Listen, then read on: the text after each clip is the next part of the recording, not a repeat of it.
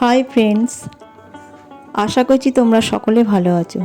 আমার এই ছোট্ট চ্যানেলটিতে সকলের জন্য রইল অফুরন্ত ভালোবাসা ও অনেক স্বাগত। আজকে আমি তৈরি করছি এই দুর্দান্ত গরমের একটা অসাধারণ রেসিপি, খুবই সহজ। সেটা তোমরা দেখো কিভাবে তৈরি করছি, কিন্তু গরমে ভীষণ আলু সেদ্ধর সঙ্গে খেতে ভালো লাগে, এতে পেটটাও খুব সুন্দর ঠান্ডা থাকে। এটা হলো পাট শাকেরই একটা মতনই শাক, লালচে শাক বলে। এই শাকটাকে আমি তোমাকে দেখিয়ে দিলাম, এই ধরনের হয় এই শাকগুলো।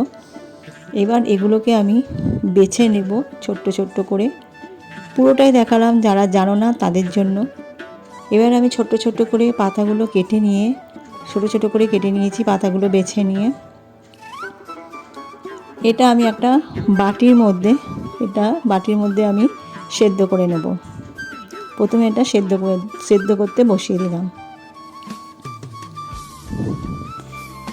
ভীষণ টেস্টি, এটা গরমের পক্ষে আর খাওয়ার পক্ষে খুব উপকারী। দিয়ে দিলাম অল্প একটু নুন, বা এটা ভালো করে আমি নাড়িয়ে দিলাম। এখনও হলুদটা দিইনি, হলুদটা দেবো আমি একটু পরে।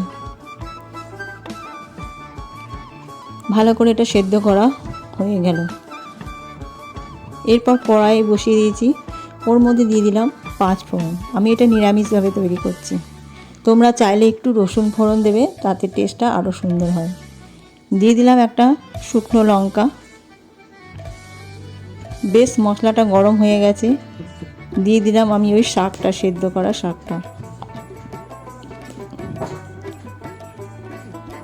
এবার এটা ফুটে উঠবে সুন্দরভাবে, হয়েও গেছে, ভীষণ তাড়াতাড়ি হয় এটা।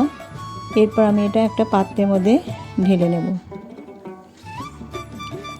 এই শাকটা খেতে খুব সুন্দর, তবে তোমরা আলু সেদ্ধ মেখে খাবে আর ফোড়ন দেবে রসুন, এতে আরও ভালো লাগবে খেতে।